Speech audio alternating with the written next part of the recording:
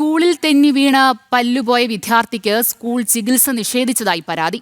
Thrissur Cheruthuruthy Vettikkattiri SNLP സ്കൂളിനെതിരെയാണ് പരാതിയുമായി രക്ഷിതാക്കൾ രംഗത്ത് വന്നിരിക്കുന്നത്.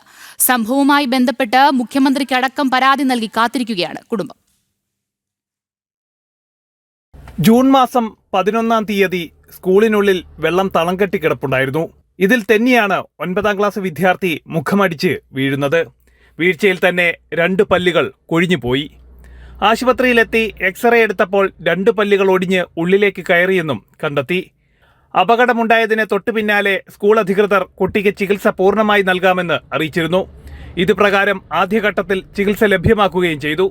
പല്ലിന് ക്ലിപ്പിടുകയും കൊഴിഞ്ഞുപോയ പല്ലിന് പകരം പുതിയത് വെക്കുകയും വേണമെന്ന നിർദ്ദേശം ഡോക്ടർമാരുടെ ഭാഗത്തു നിന്നും ഉണ്ടായതോടെ സ്കൂൾ കൈയൊഴിഞ്ഞു എന്നാണ് രക്ഷിതാവിന്റെ പരാതി. ഇത് അങ്ങനെ ട്രീറ്റ്മെന്റിന് മുന്നേ ഒന്നും പറയാൻ പറ്റില്ല, എന്നാലും ഒരു ഏകദേശം എമൗണ്ട് പറയാൻ പറഞ്ഞു. അങ്ങനെ ഓരോ പല്ലിനും ഇത്ര പൈസ വേണ്ടി വരും, ഓരോ ട്രീറ്റ്മെന്റിന് ഇത്ര പൈസ വേണ്ടി വരും എന്നുള്ള രീതിയിൽ കറക്റ്റ് ഡോക്ടർ എഴുതി തന്നു. ആ എമൗണ്ട് എന്ന് പറയുന്നത് 1,71,500 രൂപയാണ്.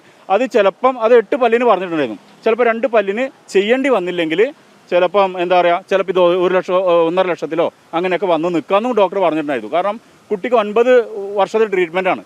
18 വയസ്സായാൽ മാത്രമാണ് കുട്ടിക്ക് പല്ല് വെക്കാൻ കാര്യങ്ങളൊക്കെ ചെയ്യാൻ പറ്റുള്ളൂ. ഇപ്പോൾ 4ാം ക്ലാസ്സിലായതും 9 വയസ്സായ കുട്ടിക്ക് ആയിട്ടുള്ളൂ. അപ്പോൾ ഈ ബില്ല് കണ്ടതിന് ശേഷം ഈ ബില്ല് ഞങ്ങളുടെ കൂടെ അന്ന് വന്ന ടീച്ചറുടെ കയ്യിൽ ഒരു കോപ്പി ടീച്ചർക്കും കൊടുത്തു, ഒരു കോപ്പി ഞാനും കൈവശം വെച്ചു.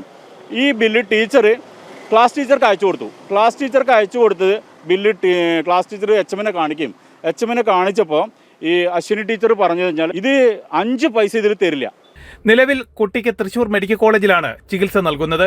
പല്ല് വയ്ക്കുന്നതിനും ക്ലിപ്പിടുന്നതിനും അടക്കം 1,75,000 രൂപയിലധികം ചിലവ് വരുമെന്നാണ് ആശുപത്രി അധികൃതർ അറിയിച്ചിട്ടുള്ളത്.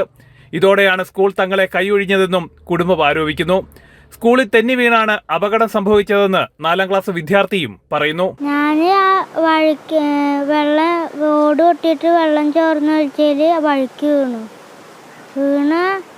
വീണിട്ട് 2 പല്ല് അപ്പം തന്നെ പോയി.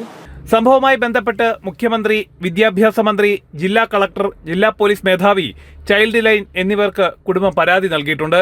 അതേസമയം വിദ്യാർത്ഥിയുടെ കുടുംബം കെട്ടിച്ചമച്ചതാണ് കേസെന്നാണ് സ്കൂൾ അധികാരികളുടെ ഭാഷ്യം. ജനം, തൃശൂർ.